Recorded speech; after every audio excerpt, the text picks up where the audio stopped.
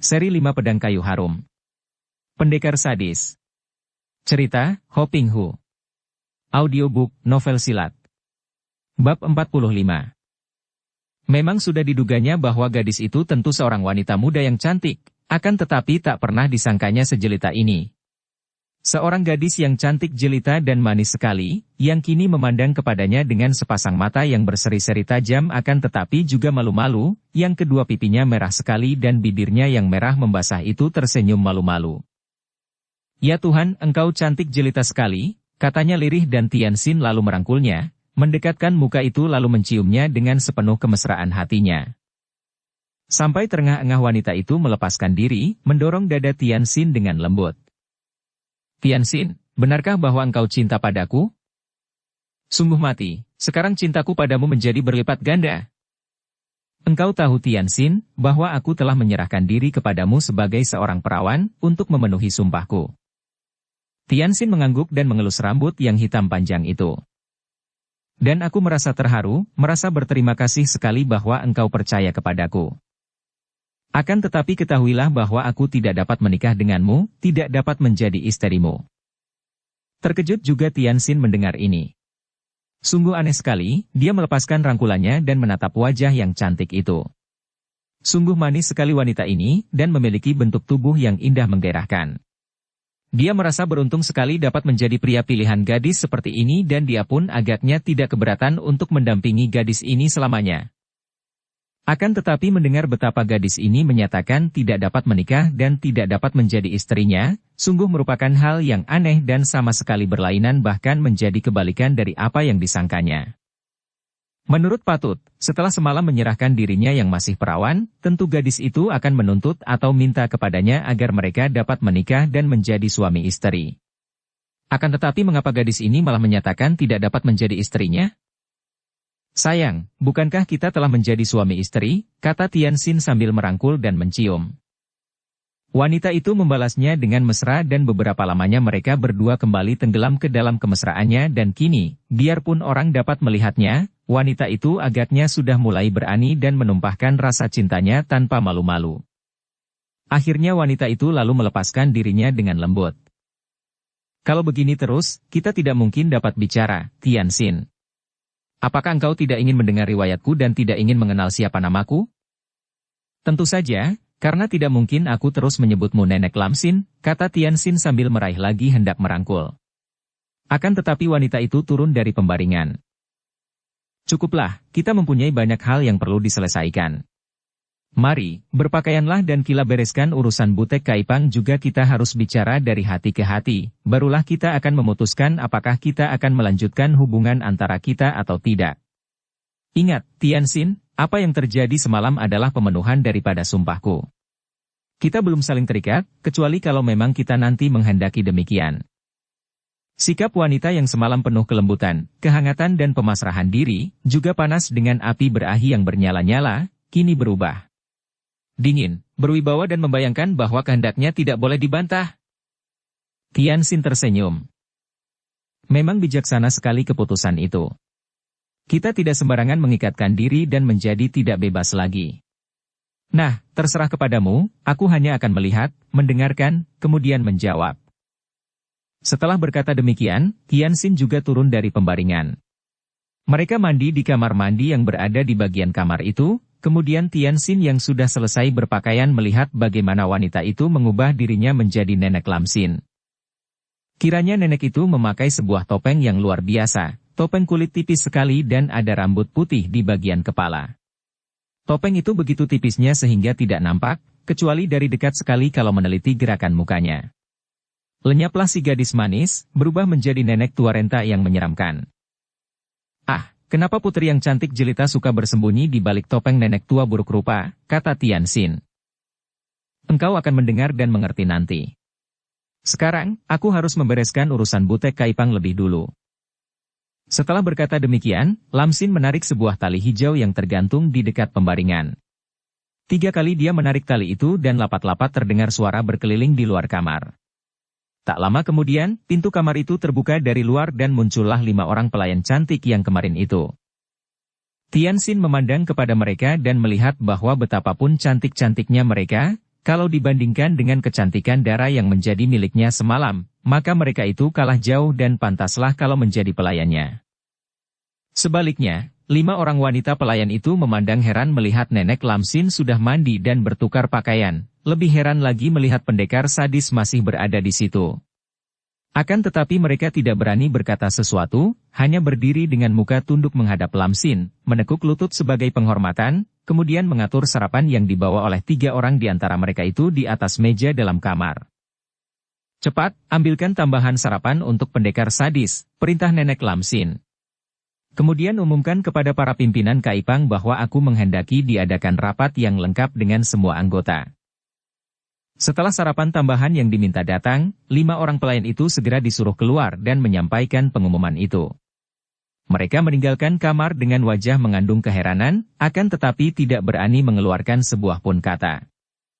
Setelah mereka pergi, Lamsin lalu mengajak Tianxin makan pagi. Setelah selesai makan pagi, mereka keluar dari kamar dan Tianxin mengikuti Lamsin menuju ke sebelah belakang rumah perkumpulan Butek Kaipang di mana terdapat sebuah lapangan rumput yang cukup luas dan disinilah para anggota Butek Kaipang berkumpul. Melihat pendekar sadis datang bersama Lamsin, semua anggota Butek Kaipang menjadi terheran-heran akan tetapi juga merasa penasaran sekali. Mengapa pemuda itu masih hidup dan tidak dibunuh oleh Lamsin? Padahal pemuda itu telah menewaskan belasan orang anggota Kaipang. Tianxin melihat banyak sekali anggota Butek Kaipang, agaknya sedikitnya ada 50 orang yang hadir. Dan tentu ada pula yang tidak sempat hadir, yaitu pada waktu itu tidak berada di situ, karena pengumuman dari Lamsin dilakukan secara tiba-tiba. Dan dia pun melihat 3 orang ketua Kaipang itu dengan rebah di atas usungan, hadir pula. Wajah mereka masih pucat dan mereka memandang kepada Tianxin dengan mata mendelik dan muka marah. Mereka pun merasa yang paling penasaran melihat pemuda itu masih hidup, bahkan berada di samping Lamsin, seolah-olah di antara mereka tidak ada permusuhan apa-apa. Para anggota Kaipang sekalian, terdengar, Nenek, itu berkata, suaranya lantang berwibawa dan semua orang yang hadir di situ mendengarkan dengan penuh perhatian dan dengan sikap yang jelas memperlihatkan rasa takut yang mendalam. "Dengarkan baik-baik segala perintahku pagi hari ini yang merupakan perintah terakhir dariku untuk kalian." Tentu saja semua orang menjadi terkejut, juga terheran mendengar kata-kata ini. "Perintah terakhir? Apa maksud Datuk itu?" "Aku perintahkan semua anggota, baik yang kini hadir maupun yang tidak hadir, untuk bekerja sama membantu ketiga ketua kalian yang masih menderita luka, untuk mentaati dan melaksanakan perintah-perintahku ini dengan sebaiknya. Mulai saat ini aku tidak memimpin kalian lagi, dan kalian boleh berdiri sendiri, terserah hendak membentuk Kaipang atau tidak. Akan tetapi aku melarang kalian menggunakan nama Butek, tanpa tanding, karena hal itu hanya akan memancing datangnya penentangan tanpa adanya aku di sini, kalian akan dihancurkan golongan lain. Kalian boleh memilih nama Kaipang yang baru dan terserah. Kalian boleh memilih ketua sendiri, apakah akan dilanjutkan oleh ketiga ketua kalian, terserah kalian semua. Hari ini aku akan pergi dan semua barang-barangku yang berada di sini, gedung dengan seluruh isinya, boleh kalian jual dan hasilnya harus dibagi rata dan adil, tidak boleh ada yang main curang dan hal itu kuserahkan kepada 5 orang pelayanku ini untuk mengurusnya. Setelah aku pergi, tidak ada seorang pun yang boleh menggunakan namaku lagi, dan semua urusan kalian tidak ada sangkut pautnya lagi denganku. Akan tetapi awas, ada satu saja di antara perintah terakhirku ini tidak dipenuhi dan dilanggar orang, maka dimanapun aku berada, aku tentu akan mendengarnya dan aku akan datang untuk menghukum sendiri si pelanggar." "Pangcu!" Terdengar 5 orang pelayan cantik itu berseru dan mereka pun menangis. Dan hal ini menular kepada beberapa orang anggota Kaipang dan sebentar saja kebanyakan dari mereka telah menangis. Lamsin membiarkan mereka menangis sejenak. Ia sendiri menarik napas panjang beberapa kali dan nampaknya juga berduka, akan tetapi ia lalu mengangkat tangan kirinya ke atas dan berteriak. "Cukup! Bukan sikap orang-orang gagah kalau membiarkan kedukaan menyeretnya. Ada pertemuan tentu ada perpisahan. Kuulangi lagi, 5 orang pelayanku inilah yang berhak membagi-bagi semua harta peninggalanku dengan adil dan merata. Kemudian, 3 orang ketuaku serahi untuk mengurus apakah para anggota masih ingin melanjutkan Kaipang ini dengan lain nama. Yang hendak mengundurkan diri dan membawa bagian harta mereka ke kampung, harus diperbolehkan. Nah, hanya itulah pesanku, tak lama lagi aku akan lewat dan singgah untuk melihat apakah ada yang berani melanggar perintahku hari ini. Tapi, Lo Qian Wei, kata Anggika Aiong. Bukan saya hendak membantah, hanya saya ingin bertanya bagaimana dengan permusuhan dengan pendekar sadis yang telah membunuh begitu banyak anggota kami. Lam Xin menoleh dan memandang kepada Tian Xin yang bersikap tenang, lalu berkata lantang. Dia datang untuk membalas kematian keluarga Ciu di Lokyang. Ingat, kalian bertiga yang bertanggung jawab mengirim anak buah untuk membantu penumpasan keluarga Ciu di Lokyang itu. Sekarang kalian menanggung akibatnya dan telah lunas. Pendekar sadis sudah memaafkan kalian. Ketahuilah bahwa dia ini adalah Cheng Tianxin, putra tunggal dari mendiang Pangeran Cheng Han Hou, jagoan nomor 1 di dunia itu. Ah! Seruan ini terdengar dari mulut ketiga orang ketua itu dan juga dari banyak anggota Kaipang yang pernah mendengar nama sang pangeran. Pantas lihainya bukan main, pikir mereka dengan hati gentar. Nah, pertemuan ini sudah berakhir. Kalian boleh kembali ke tempat masing-masing dan memanggil pulang semua saudara yang masih berada di luar, dan kalian menanti sampai 5 orang pelayanku ini menyelesaikan semua urusan harta. Awas, jangan sampai peristiwa ini bocor dan ketahuan pihak lain. Setelah kalian membentuk perkumpulan baru dengan lain nama, baru boleh diumumkan bahwa perkumpulan baru itu tidak ada sangkut pautnya lagi dengan Lam Xin. Mengertikah kalian? 3 orang ketua itu berkata. Kami mengerti, dan disusul oleh para anggota yang menyatakan telah mengerti. Lam Xin mengangguk dan mengajak Tian Xin dan 5 orang pelayannya untuk masuk lagi ke dalam gedung, di mana Lam Xin minta disediakan beberapa setel pakaian untuk bekal dan beberapa potong perhiasan yang diambilnya sendiri dari almari. 5 orang pelayan itu melakukan perintah terakhir ini sambil menangis sesenggukan. Setelah beres, Lam Xin lalu berkata kepada mereka. Kalian laksanakan pembagian harta ini baik-baik, dan setelah itu, sebaiknya kalian pulang kampung dan menikah. Dengan bagian harta itu kalian akan dapat membangun rumah tangga. Nah, selamat tinggal. 5 orang itu hanya terisak dan menjatuhkan diri berlutut. Akan tetapi Lam Xin lalu menggandeng tangan Tian Xin, memanggul buntalan pakaiannya dan bersama pemuda itu ia pun meninggalkan istananya melalui pintu samping yang kecil dan sunyi, melewati taman bunga yang indah. Akan tetapi Lam Xin tidak mau menengok lagi semua miliknya itu dan setelah keluar dari pintu pekarangan, ia mengajak Tian Xin untuk cepat meninggalkan kota Hengyang. Pemuda itu mengikuti tanpa membantah, akan tetapi ketika Lam Xin mengajaknya pergi ke tepi sungai di mana terdapat sebuah perahu hitam disembunyikan dalam rumpun alang-alang di tepi sungai, dan mengajaknya naik perahu itu, dia menjadi ingin tahu dan bertanya. Kemanakah kita pergi? Kau ikut sajalah. Aku mempunyai sebuah tempat yang indah dan di sanalah kita bicara tanpa ada seorang pun yang akan mengganggu kita. Jawab Lam Xin sambil mengemudikan perahu dengan sebatang dayung. Karena perahu itu mengalir mengikuti arus sungai Siangkiang, sungai harum, maka perahu meluncur tanpa didayung lagi, menuju ke utara.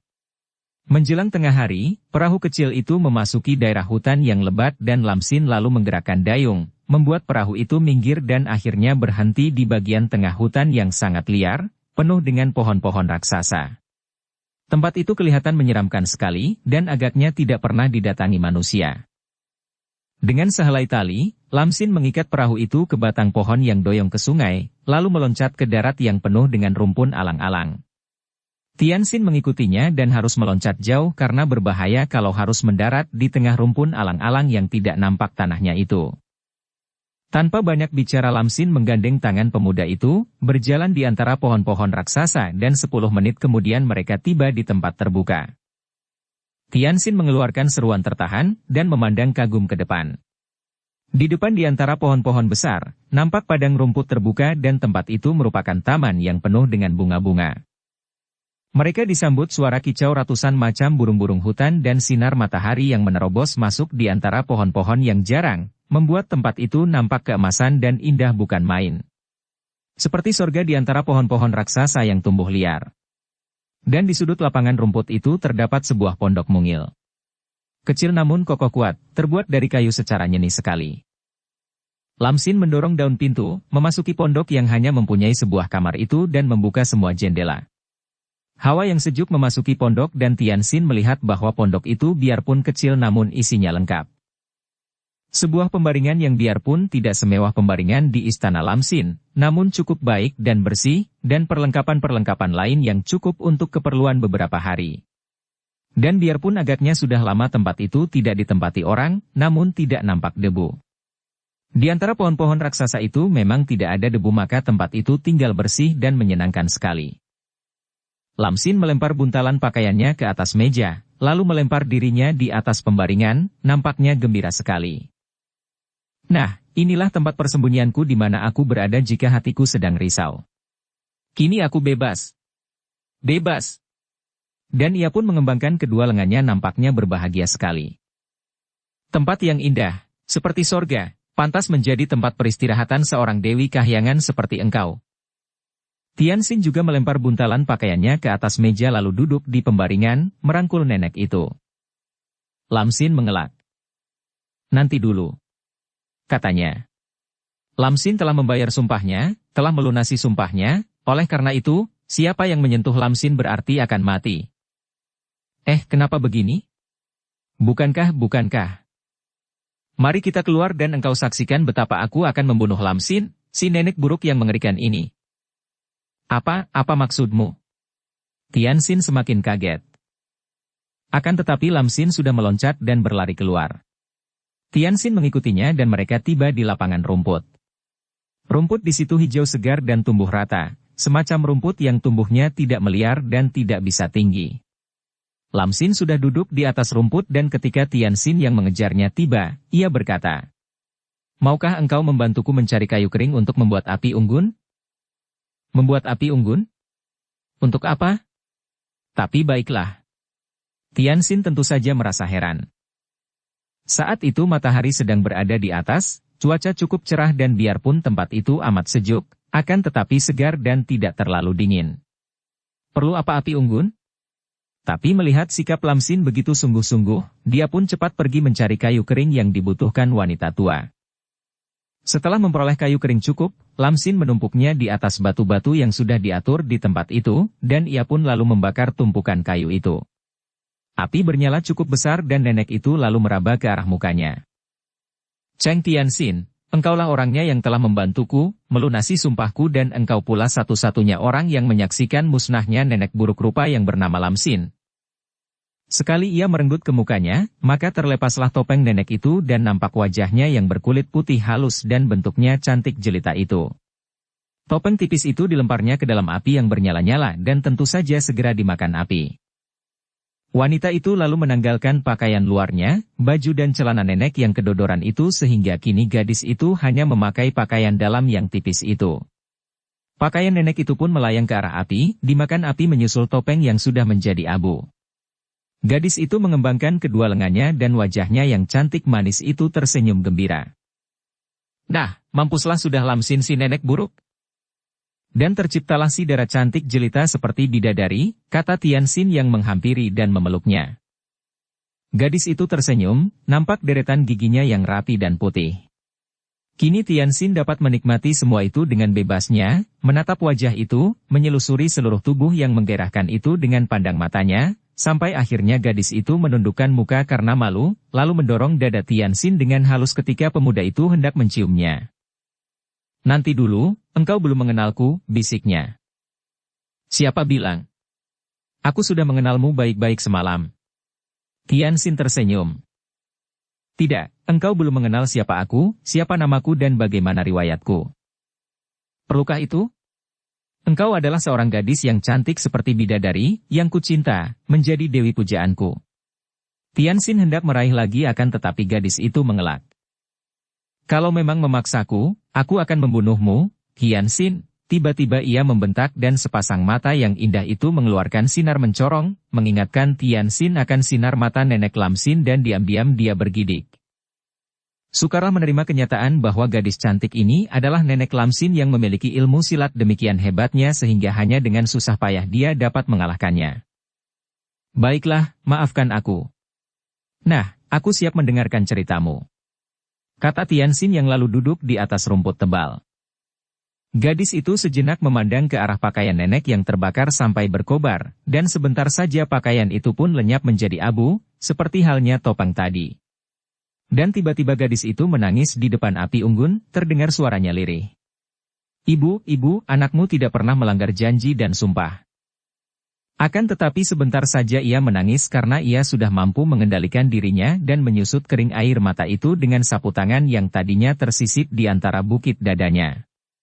Matanya dan hidungnya menjadi agak merah akan tetapi dalam pandangan mata Tianxin, hal itu bahkan menambah manisnya.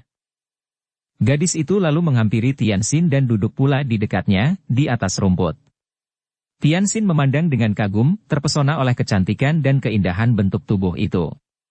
Semalam dia sama sekali tidak dapat menikmati pemandangan ini, dan pagi tadi hanya sebentar saja. Sekarang dia dapat melihat semua itu dengan bebas dan diam-diam dia membanding-bandingkan dan akhirnya mengambil kesimpulan bahwa belum pernah dia melihat seorang gadis yang lebih hebat daripada gadis ini, baik kecantikannya, keindahan tubuhnya, apalagi kepandaian silatnya, juga kepandaiannya dalam membuat sajak, memainkan alat musik dan menulis. Gadis yang luar biasa sekali. Tianxin, namaku sesungguhnya adalah Kim Hong. Nama yang sangat indah dan cocok untukmu. Aku Shitoan. Tianxin teringat kepada Pangeran Shitoan yang dibunuhnya karena kebodohannya tertipu perempuan jahat bernama Kim Lan. Toan Kim Hong, gadis cantik itu mengangguk, agaknya mengerti apa yang menyebabkan kekagetan pemuda itu. Memang, Toan Ongya, pangeran yang telah kau bunuh itu adalah terhitung pamanku. Mendiang ayahku adalah Pangeran Toan Suong. Tentu saja Tianxin terkejut bukan main.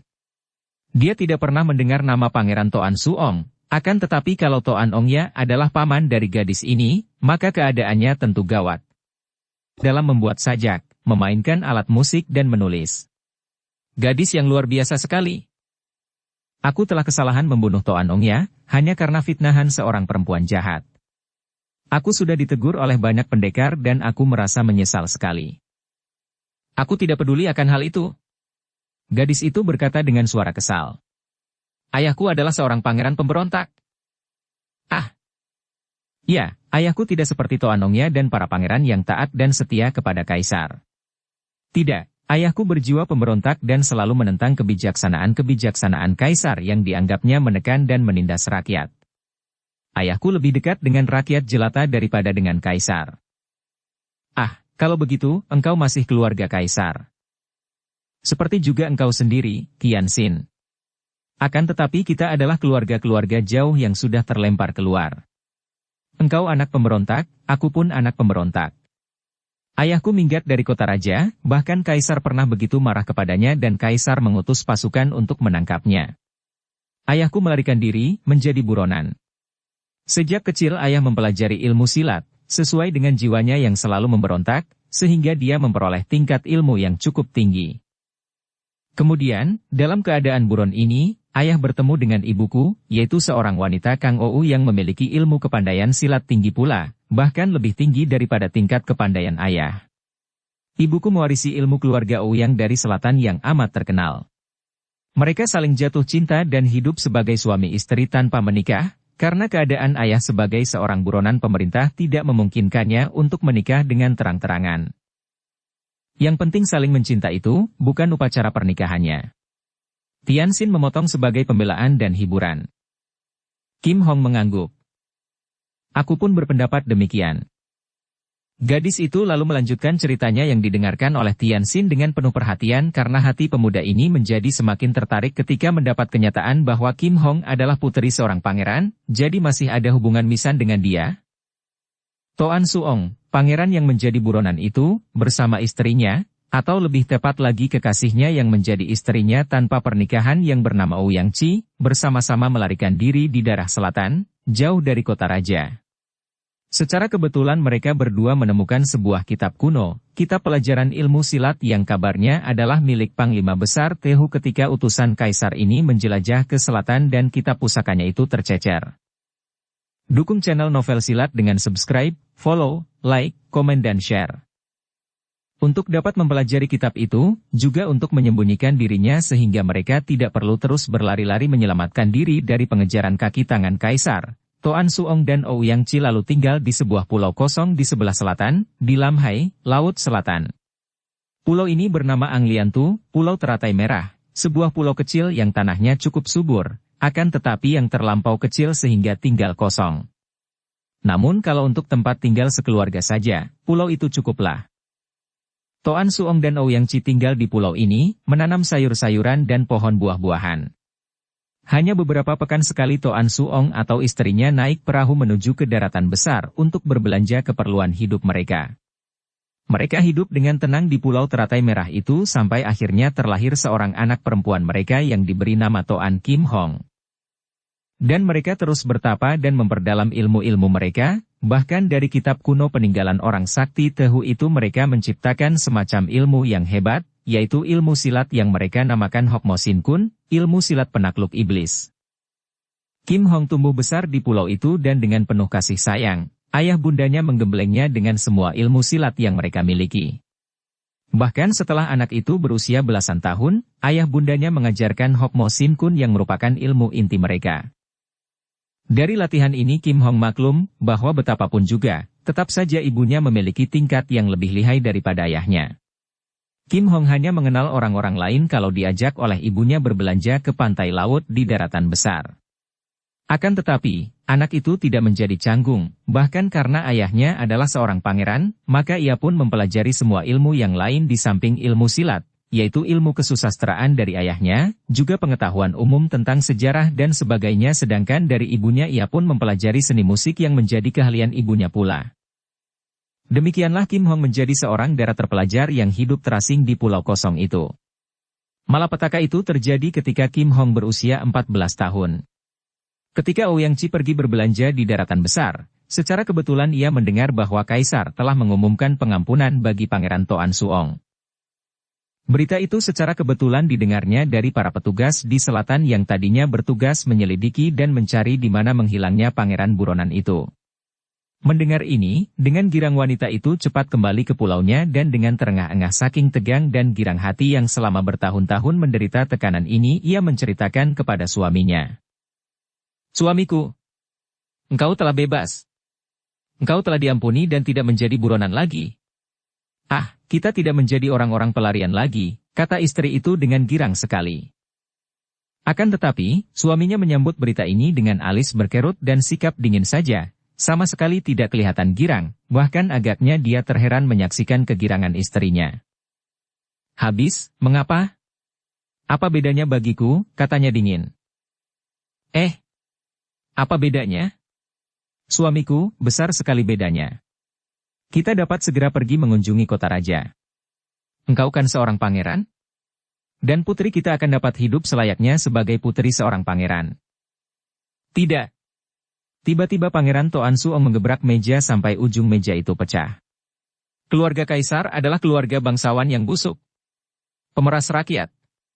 Sombong dan congkak. Aku tidak sudi menjadi anggota keluarga yang gila itu. Aku lebih senang tinggal menyepi di sini. Tidak mungkin. Ouyang Chi juga membantah dengan suara berteriak marah. Engkau terlalu mementingkan diri sendiri, menyenangkan hati sendiri, tidak ingat anak istri. Sudah belasan tahun aku menderita tekanan batin, menjadi istri orang tanpa menikah, menjadi istri seorang yang katanya pangeran akan tetapi hidup seperti pertapa di tempat terasing. Aku tidak tahan lagi. Harus kutunjukkan kepada dunia bahwa aku adalah istri seorang pangeran, bukan istri seorang penjahat buronan. Harus kubuktikan bahwa Kim Hong adalah putri pangeran terhormat, bukan gadis terlantar yang tidak sah. Engkau harus menuntut hak dan kedudukan di kota raja, mengangkat derajat anak sendiri dan istrimu. Minta hak dan kedudukan? Tidak sudi. Aku tidak sudi menjadi pangeran. Kalau begitu engkau seorang suami yang jahat, seorang ayah yang keparat. Percekcokan menjadi-jadi. Setiap hari mereka bercekcok. Ouyang Chi menuntut agar mereka ke kota raja, agar mereka hidup sebagai keluarga terhormat dan mulia. Akan tetapi Pangeran Toan Suong yang sudah membenci keluarga kaisar itu tidak mau menurut.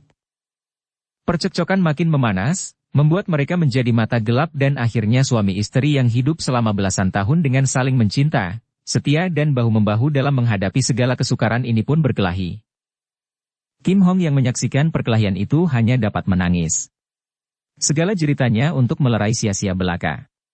Suami istri itu adalah orang-orang yang memiliki ilmu kepandaian tinggi, maka tentu saja perkelahian itu amat seru dan dahsyat. Karena nafsu kemarahan dan kebencian sudah memenuhi batin, maka mereka lupa bahwa mereka adalah suami istri yang saling mencinta. Mereka saling serang seolah-olah menghadapi musuh besar yang harus dibinasakan.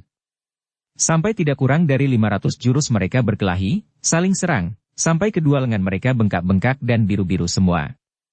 Semua jurus ilmu silat mereka telah mereka pergunakan, dan akhirnya mereka berdua sama-sama mainkan Hokmo Shin Kun yang mereka ciptakan bersama. Bukan main hebatnya perkelahian ini dan akhirnya Kim Hong menjadi terkesima. Dia matinya semua gerakan ayah bundanya dan gadis ini seolah-olah melihat contoh-contoh gerakan yang sempurna dan ia melihat kekurangan-kekurangan dalam latihannya sendiri. Terutama sekali ketika ayah ibunya berkelahi melihat Hokmo Shin Kun, ia dapat meneliti setiap jurus yang dikeluarkan dan otomatis kaki tangannya bergerak mengikuti mereka. Dara ini sampai lupa bahwa ayah bundanya itu sedang berkelahi mati-matian, bukan sedang memberi contoh kepadanya dalam latihan. Akhirnya, terdengar keluhan dan tubuh Pangeran Toan Suong terpelanting. Ouyang Chi yang terengah-engah seperti kehabisan napas berdiri memandang dengan muka pucat dan basah oleh keringat. Matanya terbelalak dan ketika ia melihat suaminya rebah dengan mulut mengucurkan darah segar, ia menjerit lalu menubruk suaminya yang sudah pingsan itu, menangis sesenggukan. Suaminya itu telah kalah dalam perkelahian ini dan menerima pukulan maut yang amat hebat dari istrinya sendiri. Kalau kita membaca keadaan suami istri ini, mungkin kita akan ikut menghela napas panjang dan merasa kasihan, bahkan mungkin ada yang mengatakan tidak mungkin dapat terjadi hal seperti itu. Akan tetapi, cobalah kita membuka mata dan memandang keadaan kita sendiri dan melihat kenyataan tentang cinta yang begitu mudah keluar dari mulut kita, begitu mudah kita ucapkan terhadap seseorang, baik dia seorang pacar, seorang suami atau istri, seorang sahabat, seorang anak atau orang tua. Betapa banyaknya peristiwa yang terjadi antara Toan Suong dan Ouyang Chi itu terjadi setiap hari di antara kita, di sekitar kita. Tentu saja bukan dalam bentuk adu silat sehingga seorang di antara mereka menggeletak dengan terluka parah, namun sedikit saja selisihnya. Betapa banyak suami istri yang hari kemarin, bahkan malam tadi, masih saling bercumbu menumpahkan rasa kasih sayang masing-masing, dengan ringan kata-kata, "Aku cinta padamu," meluncur keluar dari mulut mereka. Pada hari ini saling cekcok dan saling serang dengan kata-kata penuh dengan pelototan mata yang mengandung sinar marah dan benci, penuh dengan kata-kata kasar dan keji, penuh dengan serangan-serangan kata-kata yang dapat menimbulkan luka yang amat parah di dalam batin masing-masing. Dalam keadaan marah dan saling serang dengan kata-kata, bahkan ada kalanya beberapa pasangan juga menggunakan tindakan untuk membanting dan merusak benda-benda, ada pula yang saling tampar. Maka mereka semua lupa bahwa baru semalam mereka itu saling belahi dan saling mencurahkan kasih sayang. Begitukah cinta kasih? Ataukah semalam itu yang terjadi hanyalah gelora nafsu berahi belaka? Dan setelah nafsu terpuaskan maka dalam keadaan tersinggung lalu timbul kemarahan dan kebencian sebagai penggantinya? Kemudian setelah kemarahan dilontarkan dan terlampiaskan, lalu timbul pula penyesalan dan baru ingat bahwa mereka itu saling mencinta. Ataukah hanya saling menguasai dan merasa sayang bahwa mereka telah saling merusak sesuatu yang menimbulkan kesenangan dan kemesraan satu sama lain? Betapa banyaknya persahabatan yang telah dibina selama puluhan tahun dapat menjadi retak bahkan rusak, dan bahkan berbalik menjadi permusuhan dalam waktu sedetik saja? Cinta kasih antara sahabat. Apakah ini? Bukankah yang kita lihat seperti kenyataan sekarang, aku mencintaimu sebagai sahabat karena engkau baik kepadaku? Dan dengan demikian, pada saat lain aku dapat saja membencimu karena engkau tidak baik kepadaku?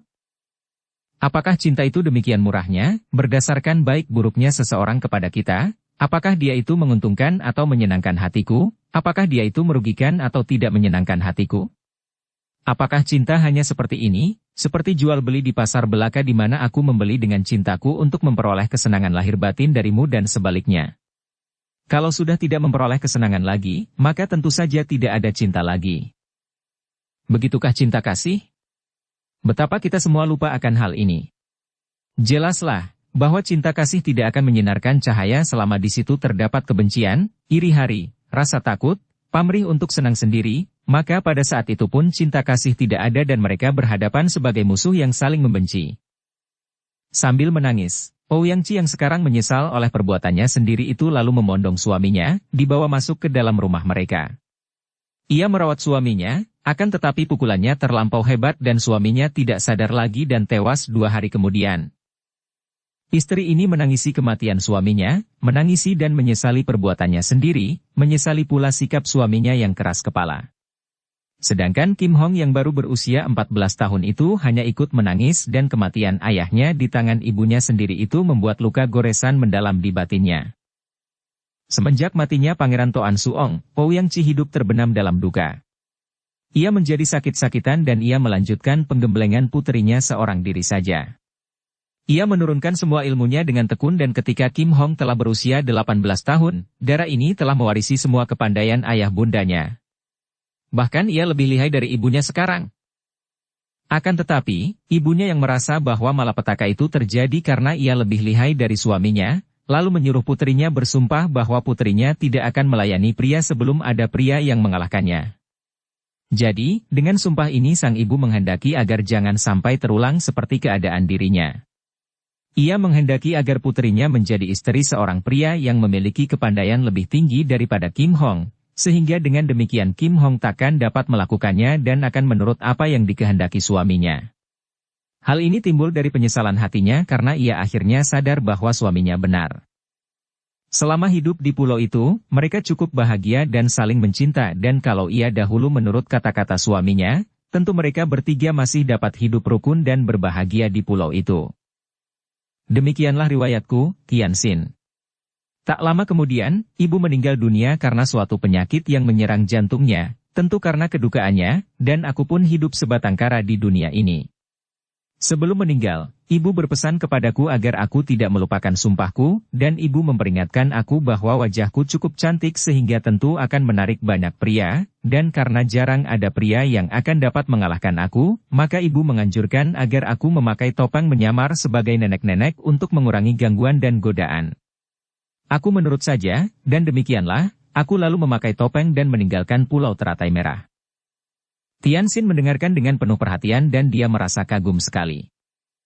Dan muncullah Lamsin yang merajai dunia Kangou di selatan, dan akhirnya engkau menjadi ketua dari Butek Kaipang. Tidak begitu mudah. Jawab Kim Hong. Aku muncul sebagai seorang nenek tanpa nama. Karena melihat kepincangan-kepincangan dan kesewenang-wenangan para penjahat, aku lalu turun tangan membasmi mereka. Namaku mulai terkenal sebagai nenek tanpa nama atau mereka tadinya menyebutku Bubeng Kuibo, biang iblis tanpa nama, karena aku tidak pernah mau mengakui namaku. Makin banyak golongan sesat yang menentangku dan aku basmi mereka semua dari wilayah selatan ini. Akhirnya, setelah tidak ada lagi yang berani menentangku, barulah aku mendapat julukan baru, yaitu Lamsin. Dan engkau tundukkan Butek Kaipang yang tadinya dipimpin oleh Lam Tian Kaiong? Benar.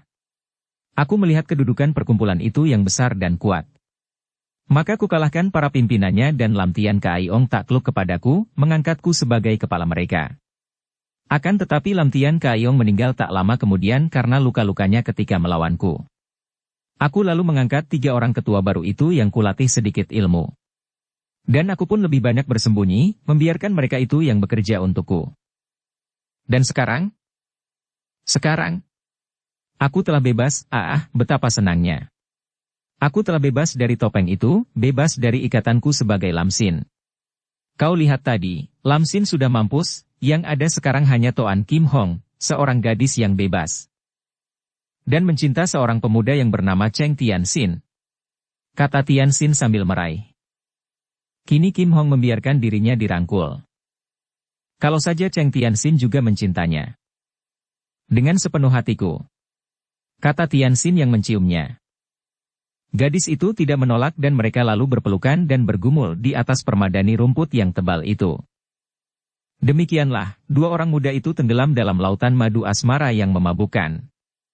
Tianxin berusia 20 tahun dan Kim Hong berusia 22 tahun. Akan tetapi mereka berdua sama sekali tidak mempersoalkan perbedaan usia ini. Yang mempersoalkan perbedaan usia hanyalah mereka yang mengikatkan diri dengan pernikahan. Dalam pernikahan ini selalu terdapat banyak kaitan-kaitan, syarat-syaratnya. Harus si calon suami lebih tua beberapa tahun daripada si calon istri, harus tidak ada hubungan keluarga, harus memenuhi syarat begini dan begitu. Akan tetapi, 2 orang muda ini tidak terikat oleh apapun juga. Mereka melakukan hubungan karena dasarnya suka sama suka. Bahkan mereka itu pun hampir tidak mempedulikan soal cinta atau tidak cinta. Mereka suka untuk saling bercumbu, saling berdekatan, saling bermain cinta dan menumpahkan seluruh kemesraan hati masing-masing, dan habis perkara. Mereka itu seperti binatang dalam hutan yang bebas melakukan apapun juga yang mereka kehendaki, tidak mengganggu orang lain, juga tidak ingin diganggu orang lain, tidak ingin diikat oleh peraturan-peraturan. Sampai 1 bulan lamanya mereka berdua hidup di dalam tempat yang sunyi itu, penuh madu asmara, penuh kemanisan yang membuat mereka lupa segala-galanya, seperti sepasang pengantin yang berbulan madu. Sebulan kemudian, ketika mereka berdua mandi di sumber air tak jauh dari pondok itu, mandi bertelanjang bulat seperti 2 ekor ikan, tanpa malu-malu karena di situ tidak ada orang lain kecuali mereka, Tianxin duduk di atas batu. Kim Hong berenang menghampirinya, lalu duduk di sebelahnya. Sinar matahari pagi menyentuh hangat di atas badan mereka yang basah. Kim Hong, apakah kita akan begini terus selamanya? Tanya Tianxin, memandang termenung ke air di bawah mereka yang jernih dan sejuk sekali itu. Kim Hong memandang pemuda itu dan tersenyum manis. Giginya berkilau tertimpa sinar matahari pagi. Tentu saja. Mengapa tidak? Bukankah kita berbahagia di sini? Apakah engkau tidak berbahagia bersamaku, Tianxin? Tianxin merangkul. Tentu saja, Kim Hong. Aku merasa berbahagia sekali bersamamu di tempat ini. Akan tetapi, segala kesenangan itu tentu akan menimbulkan kebosanan, bukan? Tiba-tiba Kim Hong mengibaskan lengan pemuda itu yang merangkulnya dan ia mendorong dada Tianxin dengan kuat. Tianxin mengelak dan tentu saja tubuhnya terjatuh ke dalam air karena batu yang mereka duduki itu sempit saja. Biur. Tianxin berenang menghampiri lagi. Kim Hong, mengapa engkau? Tanyanya sambil memegangi batu. Kau bilang sudah bosan denganku? Ah, pergilah, jangan mendekat. Kakinya menendang ke arah kepala Tianxin. Tentu saja pemuda itu tidak membiarkan kepalanya ditendang dan dia pun cepat menyelam dan menjauh. Nanti dulu, engkau pemarah benar. Siapa bilang aku bosan kepadamu? Nah, kesinilah, akan kuperlihatkan padamu bahwa aku tak pernah bosan. Bersambung ke bab 46. Dukung kami dengan subscribe, follow, like, komen dan share. Terima kasih.